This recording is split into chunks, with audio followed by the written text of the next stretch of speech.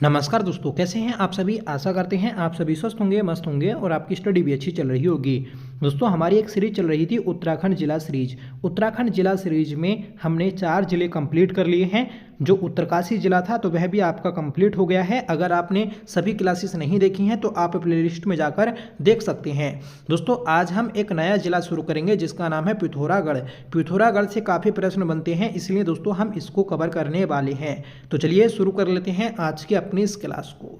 पिथौरागढ़ की स्थापना 24 फरवरी 1960 को हुई थी। देखिए, 24 फरवरी 1960 को उत्तराखंड के 3 जिले बने थे। एक आपका उत्तरकाशी जिला बना, दूसरा चमोली बना और तीसरा दोस्तों पिथौरागढ़ बना था। ठीक है, तो ये ही 3 जिले हमारे उत्तराखंड के बड़े जिले हैं। ठीक है, तो याद रखें, अल्मोड़ा के भारत नेपाल चीन सीमा वाले काप्ती को अलग कर पिथौरागढ़ को जिला बनाया गया था। देखिए, अल्मोड़ा वाला जो क्षेत्र था, अल्मोड़ा एक बहुत बड़ा जिला था। ठीक है, तो अल्मोड़ा को काटकर पिथौरागढ़ की स्थापना की गई थी। ठीक है, जिसकी सीमा नेपाल चीन से लगती थी। एटकिंसन ने अपने गजेटियर हिमालय डिस्ट्रिक्ट गजेटियर में लिखा कि पिथौरागढ़ की स्थापना चंद शासन काल में पीरू गोसाई ने की थी। ठीक है, तो ये बात दोस्तों आती है कि पीरू गोसाई जो पिथौरा शाही था उसके द्वारा पिथौरागढ़ की स्थापना की गई थी। ठीक है, पिथौरागढ़ पर सर्वप्रथम खस राजाओं ने शासन किया जिन्हें किले बनाने का श्रेय जाता है। देखिए, हमारे उत्तराखंड में किले बनाने का जो श्रेय जाता है तो वह खस राजाओं को जाता है। ठीक है, और खस राजाओं के द्वारा ही पिथौरागढ़ पर सर्वप्रथम शासन किया गया था। आगे बढ़ेंगे कि मदन चंद भट्ट ने अपनी पुस्तक हिमालय का इतिहास, ठीक है, तो पुस्तकें आप याद रखिएगा। हमने एक पुस्तक देखी हिमालय डिस्ट्रिक्ट गजेटियर जो कि एटकिंसन की पुस्तक थी, और एक पुस्तक है दोस्तों मदन चंद भट्ट की पुस्तक हिमालय का इतिहास। इस पुस्तक में लिखा है कि पिथौरागढ़ को सोर घाटी में राय पिथौरा प्रीतम देव द्वारा बसाया गया था। ठीक है, तो ये बात भी दोस्तों सही है कि हिमालय का इतिहास जो पुस्तक है, इस पुस्तक में पिथौरागढ़ को सोर घाटी में जो बसाया तो वह राय पिथौरा प्रीतम देव ने बसाया था। प्रीतम देव, पिथौरा शाही या फिर पीरू गोसाई, ये तीनों व्यक्ति एक ही हैं। ठीक है, जो कि जिया रानी का पति था।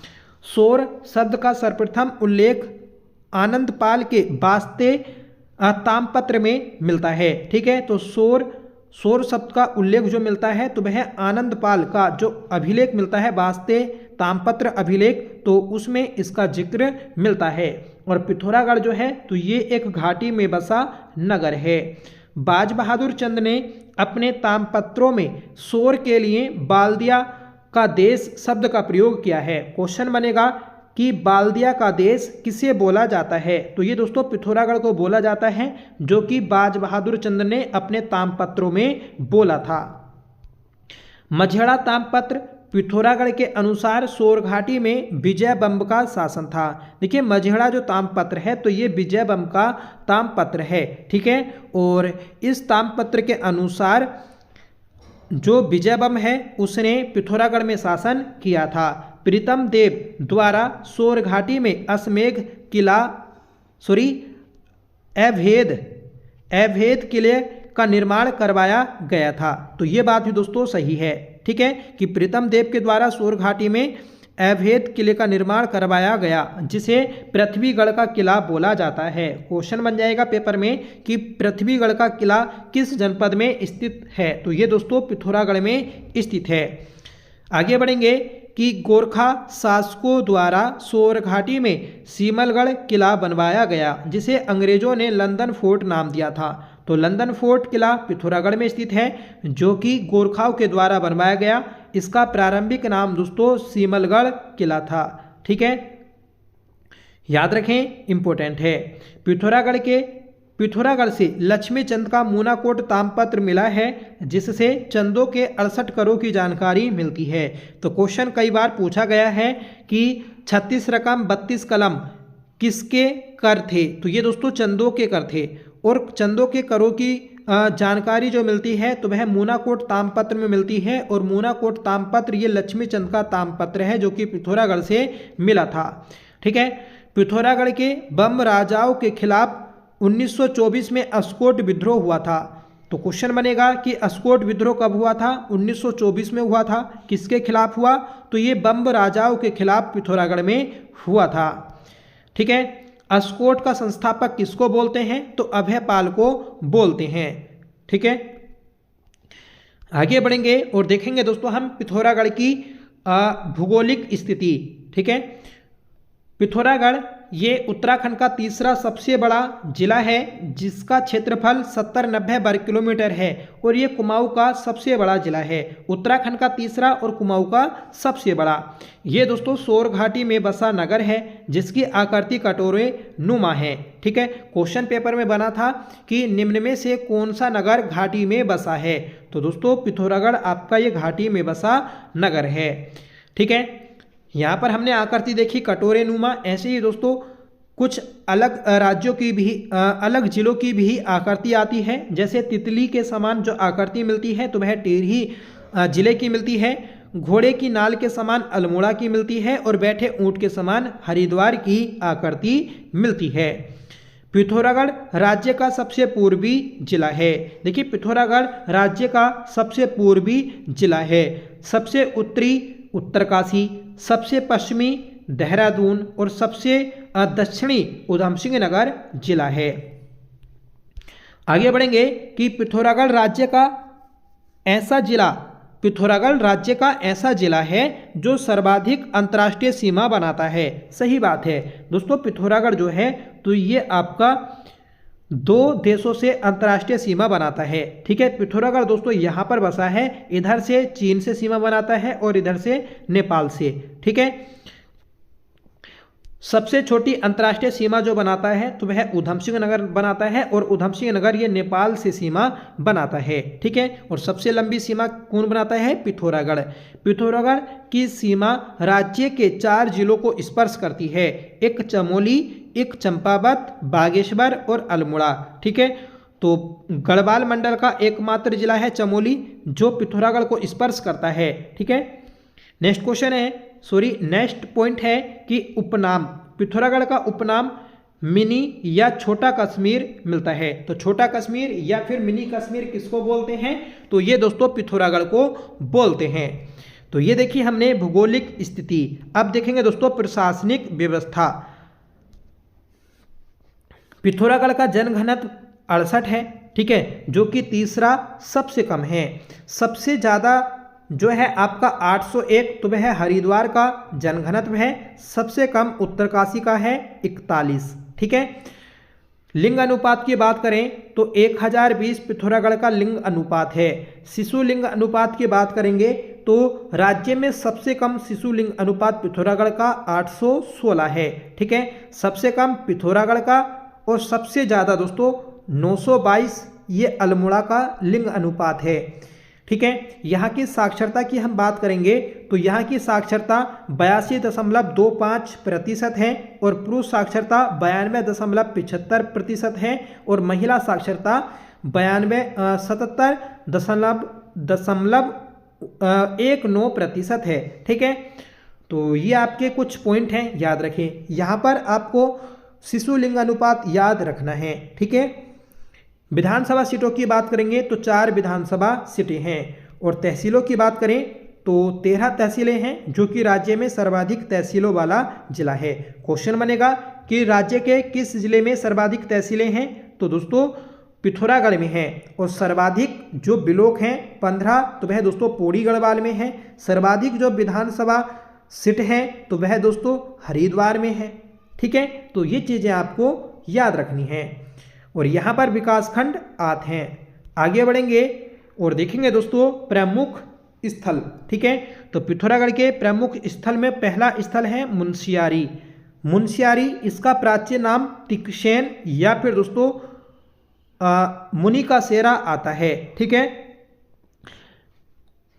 और ये तिक्सेन जो बोला था तो ये ह्यूएनसांग के द्वारा बोला गया था। इसका उपनाम जोहार का प्रवेश द्वार, ठीक है, जो जोहार घाटी है तो उसका प्रवेश द्वार मुनस्यारी को बोला जाता है। इसका अन्य नाम हिमगिरी भी देखने को मिलता है। और पांडुकेश्वर ताम्रपत्र में इसका नाम दोस्तों टंगड़ आता है। क्वेश्चन बनेगा कि टंगड़ किस जिले का नाम है, तो ये दोस्तों पिथौरागढ़ का नाम है, जो कि पांडुकेश्वर ताम्रपत्र में मिलता है। पांडुकेश्वर ताम्रपत्र ये ललित आदित्य का जो ललित सूर्यदेव था तो उसका ताम्रपत्र है, जो कि कार्तिकेय पूर्व राजवंश का सबसे प्रतापी राजा था।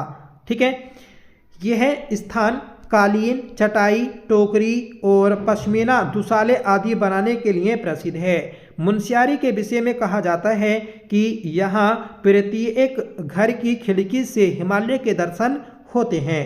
ठीक है, यहाँ सुरेंद्र सिंह पांगती का घर स्थित है, जिसे मास्टर जी का संग्रहालय बोला जाता है। तो दोस्तों मास्टर जी का संग्रहालय ये सुरेंद्र सिंह पांगती जी के घर को बोला जाता है। ठीक है, सुरेंद्र सिंह पांगती ये दोस्तों वह व्यक्ति हैं जिनके द्वारा उत्तराखंड कितना सच कितना छल पुस्तक को लिखा गया है। आगे बढ़ेंगे और अगला जो दोस्तों पॉइंट है हमारा, तो मुनस्यारी के प्रमुख स्थलों को लेकर है। नैन सिंह रावत पर्वतारोहण संस्थान ये दोस्तों मुनस्यारी में स्थित है, जो कि 2014 में बना। बिरथी जलप्रपात ये भी मुनस्यारी में स्थित है, जो कि राज्य का सबसे ऊंचा जलप्रपात है, जिसकी ऊंचाई 126 मीटर या फिर 400 फुट है। ठीक है, काला मुनि मंदिर तो ये बर्धमान पहाड़ी पर स्थित है। और बुटेली धार जलप्रपात ये भी दोस्तों मुनस्यारी में स्थित है। तो बेटुली धार जलप्रपात मुनस्यारी में और बिरथी जलप्रपात भी मुनस्यारी में स्थित है। यहाँ भारत और उज्बेकिस्तान के बीच 2022 में डस्टलिक सैन्य अभ्यास आयोजित किया गया। ठीक है, और हाल ही में दोस्तों आपका जो मैत्री सैन्य अभ्यास है, जो नेपाल और भारत के मध्य होता है, ठीक है, तो वह भी आयोजित किया गया। ठीक है, यह भारत का पहला लाइकेन या कबक पार्क भी स्थित है, जो कि 2020 में बनाया गया। ठीक है, और मुनस्यारी में ही दोस्तों आपका जो बुरांस उद्यान है तो वह भी स्थापित किया गया है। मदकोट कुंड ये गर्म कुंड है, जो कि मुनस्यारी में है। ठीक है, और बलंती आलू फार्म ये भी मुनस्यारी में स्थित है। और मुनस्यारी जलप्रपात भी मुनस्यारी में स्थित है। तो काफ़ी इंपोर्टेंट क्वेश्चन बनते हैं मुनस्यारी को लेकर। मुनस्यारी में एक आश्रम आता है नारायण आश्रम। नारायण आश्रम ये धारचूला के निकट स्थित है, जिसकी स्थापना 26 मार्च 1936 को की गई थी। इसके संस्थापक नारायण स्वामी हैं और नारायण स्वामी को मोनी बाबा बोला जाता है। ठीक है, इस आश्रम के लिए भूमि दान जो की तो वह कुशल सिंह हयाकी के द्वारा की गई। ठीक है, आगे बढ़ेंगे। बताइएगा कि गंगोली हाट, तो गंगोली हाट किन नदियों के तट पर स्थित है, तो ये दोस्तों सरयू और पूर्वी रामगंगा नदियों के तट पर स्थित है। तो गंगोली हाट में सरयू और पूर्वी रामगंगा नदियों का संगम होता है। गंगोली हाट का संस्थापक सुजान देव है। और ये जो क्वेश्चन आपका पूछा गया था तो ये वीडियो के एग्जाम में पूछा गया। मानस खंड में गंगोली हाट को शैल देश बोला गया है। गंगोली हाट के निकट रावल गांव में प्राचीन जहानवी नोला स्थित है। तो जहानवी नोला पिथौरागढ़ के गंगोली हाट में स्थित है, जिसे गुप्त गंगा के नाम से भी जाना जाता है। यहाँ कलसन मंकेश्वर महादेव मंदिर भी स्थित है। तो यहाँ पर बात हुई थी दोस्तों गंगोली हाट की। यहाँ गोरखों के द्वारा 1989 में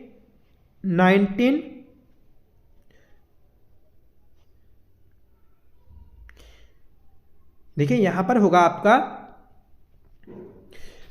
1789। ठीक है, 1789 में एक किला बनवाया गया था, क्योंकि इस समय तो गोरखा थे ही नहीं। ठीक है, तो कहाँ से किला बनाया जाएगा। ठीक है, अगला है दोस्तों हाटकालिका मंदिर। तो हाटकालिका मंदिर जिसका निर्माण शंकराचार्य के द्वारा बनाया गया, ठीक है, करवाया गया। और ये हाटकालिका मंदिर जो है ये महिषासुर मर्दनी को समर्पित है, जिसका उपनाम युद्ध भूमि में गए जवानों की रक्षक देवी के रूप में माना जाता है। ठीक है, क्वेश्चन बनेगा कि युद्ध भूमि में गए जवानों की रक्षक देवी के रूप में किसे पूजा जाता है, तो हाटकालिका देवी को पूजा जाता है।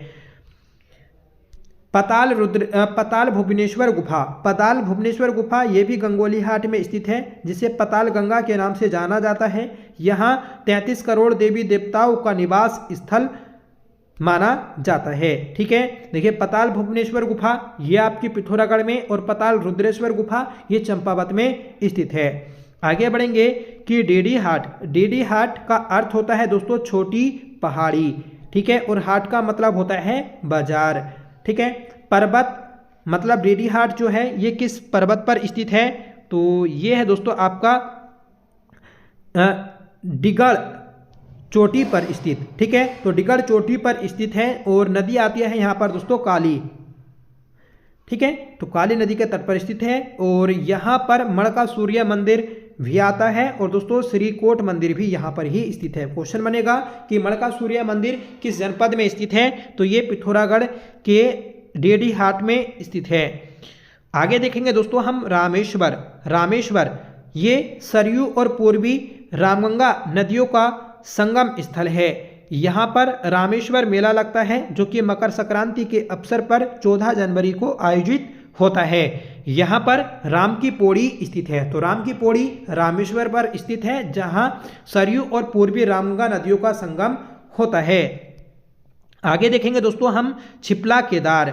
छिपला केदार ये पिथौरागढ़ में मुंशियारी तथा धारचूला के लोगों के द्वारा इसे हरिद्वार के समान माना जाता है। तो दोस्तों पिथौरागढ़ में वह कौन सा स्थल है जिसे हरिद्वार के समान माना जाता है, तो वह है दोस्तों छिपला केदार।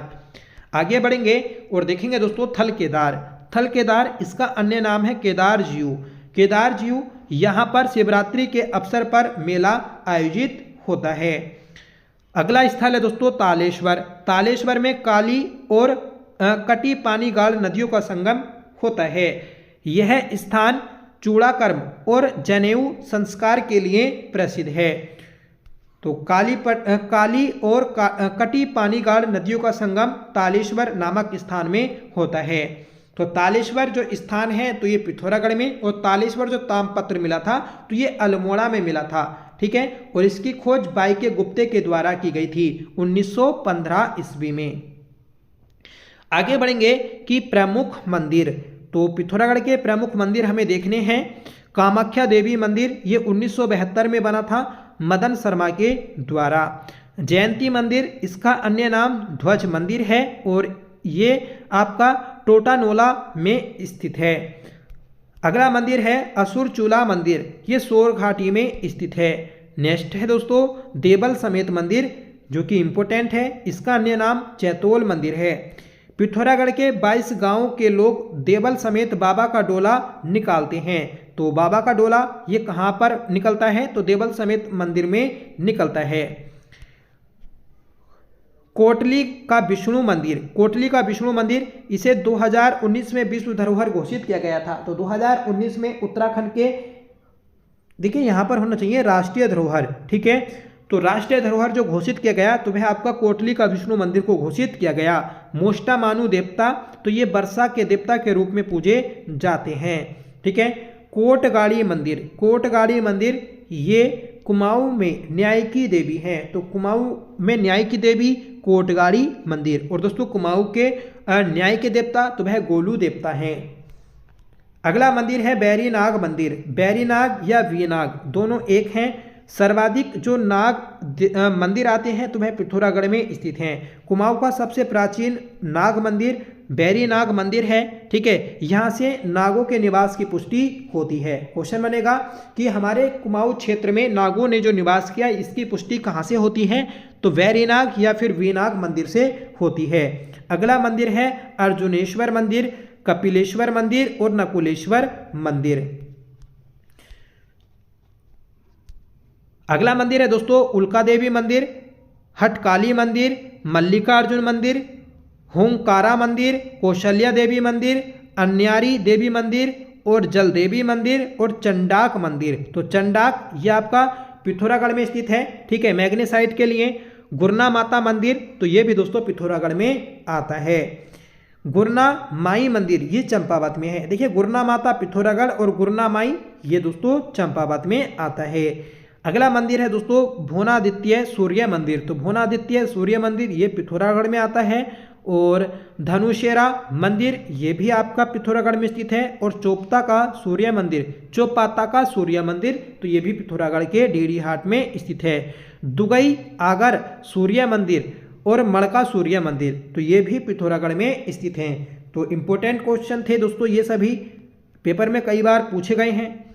आगे देखेंगे दोस्तों प्रमुख मेले। थल मेला, थल मेला ये बालेश्वर थल मंदिर में स्थित है, ठीक है, लगता है। और इसका आयोजन बैसाखी के दिन 13 अप्रैल 1940 को शुरू हुआ था। तो थल मेला ये कब आयोजित होता है, तो ये बैसाखी के दिन 13 अप्रैल को शुरू होता है। 13 अप्रैल 1940 को दोस्तों इसकी शुरुआत की गई थी। इसकी शुरुआत जो की गई तो ये जलियांवाला बाग हत्याकांड की स्मृति में की गई थी। जलियांवाला बाग हत्याकांड कब हुआ, प्लीज़ आप कमेंट में बताइएगा। आगे देखेंगे दोस्तों हम जोलजीबी मेला। जोलजीबी मेला ये काली गोरी नदियों के संगम पर स्थित है, जिसे 14 नवंबर 1914 में शुरू किया गया। तो 14 नवंबर 1914 को जोलजीबी मेला शुरू हुआ, ठीक है। और 14 नवंबर 1943 को गोचर मेले की शुरुआत हुई थी आर.डी. बर्नेडी के द्वारा, ठीक है, इसे भी याद रखें। जोलजीबी मेले की शुरुआत ये भोटिया व्यापारियों के लिए की गई थी, ठीक है। और पहले ये भोटिया व्यापार के लिए जाना जाता था। बाद में 1953 में इसे जोलजीबी मेला कहा गया, ठीक है। तो पहले इसे भोटिया व्यापार मेले के नाम से जानते थे और 1953 से इसे जोलजीबी मेले के नाम से जानते हैं। कोटगाड़ी मेला यहाँ पर लगता है, बुरानी मेला लगता है, मोस्टामानू मेला लगता है। और मोस्टामानू ये मेला दोस्तों पेपर में पूछा गया है। रामेश्वर मेला ये भी पेपर में आया है। मल्लिकार्जुन मेला, गबला देवता मेला, ठीक है। हाटकाली का मेला, टोकरिया मेला, ब्यास ऋषि मेला, छिपला केदार मेला, हुंकारा मेला, कनरा मेला और अर्जुनेश्वर मेला, बैरीनाग मेला, गुरना माता, बासुकी नाग मेला।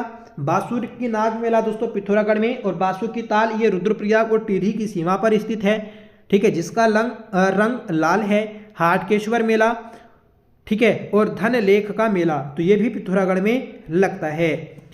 अब देखेंगे दोस्तों हम प्रमुख उत्सव, ठीक है।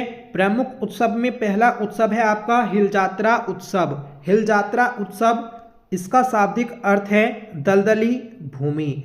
दलदली भूमि में किया जाने वाला खेल। हिल जात्रा उत्सव ये सोर घाटी में आयोजित होता है। इसका आयोजन धान की रोपाई के समय मतलब खरीफ के मौसम में होती है। हिल जात्रा उत्सव का मुख्य पात्र लखिया भूत है, इस चीज़ को भी नोट करिएगा, ठीक है। ये जो उत्सव है ये पश्चिमी नेपाल की देन है, मतलब गोरखाओं के द्वारा इसे मनाया जाता था। इस उत्सव में स्वांग नृत्य किया जाता है और अन्य नृत्य जो है तो वह दोस्तों हिरण चित्तल नृत्य है, ये भी किया जाता है। और नेपाल में हिल जात्रा उत्सव को इंद्र जात्रा के रूप में मनाया जाता है। अगला उत्सव है छलिया महोत्सव। छलिया महोत्सव ये 1997 में शुरू हुआ था। छोलिया महोत्सव यह कुमाऊं में तलवार ढाल के साथ किए जाने वाला युद्ध नृत्य है। गढ़वाल में ऐसा जो नृत्य है जो तलवार ढाल के साथ किया जाता है तो वह दोस्तों सरो नृत्य है, ठीक है। कनाली छेना महोत्सव ये भी पिथौरागढ़ में लगता है। और कंडाली महोत्सव इसकी अवधि 12 वर्ष है। ये सोका भोटियों के रूप के द्वारा मनाया जाता है और इसे दोस्तों किरजी कुंभ के नाम से भी जानते हैं। अगला है दोस्तों अस्कोट आराकोट यात्रा। अस्कोट आराकोट यात्रा ये 10 वर्ष में आयोजित होती है। अंतिम बार ये 2024 में आयोजित हुई थी। 25 मई से लेकर 8 जुलाई तक ये आयोजित की गई थी, ठीक है। 25 मई मतलब जो श्रीदेव सुमन हैं उनके जन्म दिवस की स्मृति में इसे शुरू किया गया था। अस्कोट आराकोट ये पिथौरागढ़ से लेकर आराकोट उत्तरकाशी तक जाती है, जिसकी लंबाई 1150 किलोमीटर है। इसके संस्थापक सुंदरलाल बहुगुणा हैं और इसकी शुरुआत 25 मई 1974 को हुई थी। मतलब पहली बार ये जो यात्रा निकाली गई 25 मई 1974 को निकाली गई थी, ठीक है। बाद में 1983 में एक संस्था बनती है पहाड़ संस्था, और पहाड़ संस्था के द्वारा दूसरी जो अस्कोट आराकोट यात्रा थी 1984 वाली तो उसको आयोजित किया गया और तब से अब तक हर बार दोस्तों पहाड़ संस्था इस यात्रा का आयोजन करती है। पहाड़ संस्था का हेडक्वार्टर नैनीताल में स्थित है और इसके संस्थापक शेखर पाठक हैं। ये विश्व की सबसे लंबी पैदल धार्मिक यात्रा है। इसका उद्देश्य दोस्तों पर्यावरण के प्रति जागरूक करना, ठीक है, समाज को जागरूक करना और जो हमारी पहाड़ की संस्कृति है उसको जीवित रखना है। अगली यात्रा है दोस्तों दाई वोरा यात्रा। दाई वोरा यात्रा यह मात्र 1.5 वर्षों तक मंदिरों तथा गांवों में रात्रि विश्राम करते हुए आयोजित की जाती है। तो दोस्तों जो दाई वोरा यात्रा है तो ये 1.5 वर्षों तक आयोजित की जाती है, जो मंदिरों से लेकर गांवों तक आयोजित की जाती है, ठीक है। और यहाँ पर रात रात में लोग रुककर विश्राम भी करते हैं। तो आज क्लास में इतना ही रखते हैं क्योंकि दोस्तों लंबी क्लास हो जाएगी, ठीक है। ये जो पिथौरागढ़ जिला है ये आपका नेक्स्ट क्लास में कंप्लीट हो जाएगा। इसकी 2 ही क्लास आपको देखने को मिलेंगी, ठीक है, और पूरा कंप्लीट हो जाएगा। हम डेली दोस्तों अपना जिला कंप्लीट कर रहे हैं। हमने लास्ट जिला उत्तरकाशी को देखा था, ये हमारा नया जिला था, ठीक है, जिसकी पहली क्लास थी। अगर आपने पिछले सभी जिले नहीं देखे हैं तो प्लीज़ आप प्लेलिस्ट में जाकर देख सकते हैं। टेलीग्राम पर आपको प्लेलिस्ट मिल जाएगी और टेलीग्राम का लिंक जो दिया है तो वह आपको वीडियो के डिस्क्रिप्शन बॉक्स में दिया है, तो वहाँ से आप उसे ज्वाइन कर सकते हैं। कल को हम प्रमुख गुफाओं को देखेंगे, तो प्लीज़ कोई भी क्लास मिस ना करें। जो नए छात्र हैं या फिर दोस्तों जो रिवीजन करना चाहते हैं तो वह हमारी इस सीरीज से ज़रूर जुड़ें। बाद में जब हमारी ये सीरीज कंप्लीट हो जाएगी तो हम दोस्तों जिला सीरीज के MCQ को शुरू करेंगे। तो इसलिए आपको चैनल से ज़रूर जुड़ना है। हम करंट अफेयर्स भी कर रहे हैं, BS नेगी बुक को भी MCQ के रूप में कर रहे हैं, ठीक है। तो आज की क्लास में बस इतना ही रखते हैं, मिलते हैं नेक्स्ट क्लास में। तब तक के लिए bye. Thank you so much for watching. Jai Hind.